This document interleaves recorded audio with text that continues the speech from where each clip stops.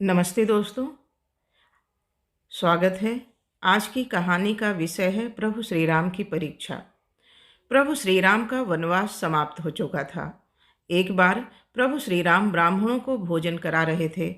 तभी भगवान शिव ब्राह्मण के वेश में वहां आए।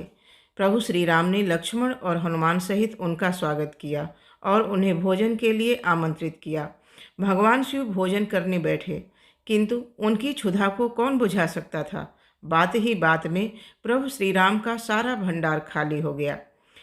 लक्ष्मण जी और हनुमान जी ये देखकर चिंतित हो गए और आश्चर्य से भर गए। एक ब्राह्मण उनके द्वार से भूखे पेट लौट जाए, ये तो बड़े अपमान की बात थी। उन्होंने प्रभु श्री राम से और भोजन बनवाने की आज्ञा मांगी। प्रभु श्री राम तो सब कुछ जानते ही थे। उन्होंने मुस्कुराते हुए लक्ष्मण से देवी सीता को बुला लाने के लिए कहा। सीता जी वहां आईं और ब्राह्मण वेश में बैठे भगवान शिव का अभिवादन किया। प्रभु श्री राम ने मुस्कुराते हुए सीता जी को सारी बातें बताईं और उन्हें इस परिस्थिति का समाधान करने को कहा।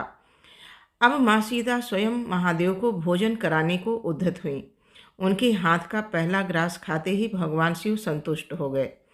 भोजन के उपरांत भगवान शिव ने प्रभु श्री राम से कहा कि आकंठ भोजन करने के कारण वे स्वयं उठने में असमर्थ हैं। इस कारण कोई उन्हें उठाकर शैया पर सुला दे। श्री राम की आज्ञा से हनुमान जी महादेव को उठाने लगे, मगर आश्चर्य, एक विशाल पर्वत को बात ही बात में उखाड़ लेने वाले हनुमान, जिनके बल का कोई पार ही नहीं था, महादेव को हिला तक नहीं सके। भला रुद्रावतार रुद्र की शक्ति से कैसे पा सकते थे। हनुमान लज्जित हो पीछे हट गए। फिर श्री राम की आज्ञा से लक्ष्मण जी ये कार्य करने को आए। अब तक वे ये समझ चुके थे कि ये कोई साधारण व्यक्ति नहीं है। अनंत की शक्ति भी अनंत ही थी। परम पिता ब्रह्मा, नारायण और महादेव का स्मरण करते हुए लक्ष्मण जी ने उन्हें उठाकर शैया पर लिटा दिया। लेटने के बाद भगवान शिव ने प्रभु श्री राम से सेवा करने को कहा। स्वयं श्री राम, लक्ष्मण और हनुमान के साथ भगवान शिव की पाद सेवा करने लगे।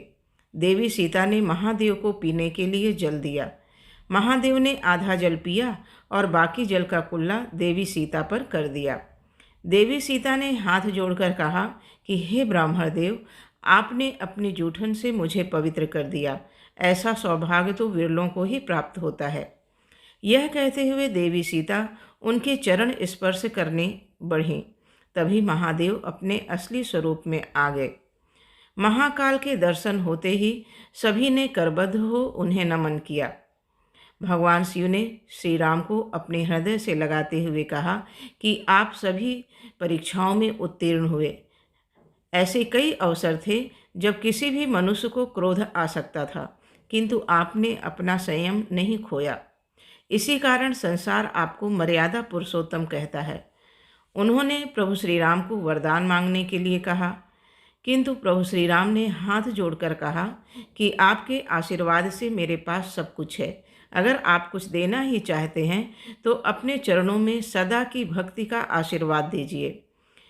महादेव ने मुस्कुराते हुए कहा कि आप और मैं कोई अलग थोड़े ही हैं, किंतु फिर भी देवी सीता ने मुझे भोजन करवाया है, इसीलिए उन्हें कोई वरदान तो मांगना ही होगा। देवी सीता ने कहा कि हे भगवान, अगर आप मुझसे प्रसन्न हैं तो कुछ काल तक आप हमारे राजसभा में कथावाचक बनकर रहें। उसके बाद कुछ समय तक भगवान शिव श्री राम की सभा में कथा सुनाकर सबको कृतार्थ करते रहे। जय श्री राम, जय श्री कृष्ण।